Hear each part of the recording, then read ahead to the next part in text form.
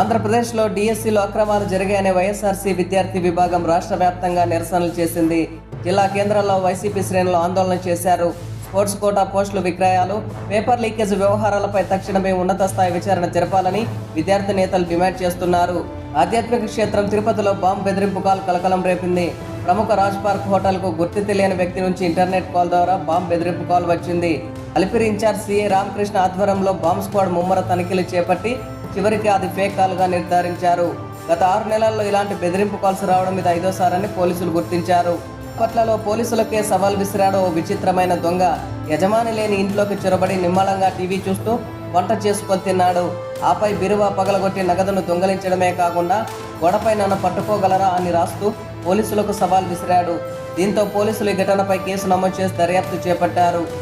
ఒకప్పుడు సమాజంలో హేళనకు గురైన ట్రాన్స్జెండర్లు ఇప్పుడు ప్రభుత్వ ఆస్తులను కాపాడుతున్నారు. హైదరాబాద్ హైడ్రాలో ఈగల్ టీం పేరుతో 16 మంది ట్రాన్స్జెండర్లు విధుల్లో దుమ్ములేపుతున్నారు.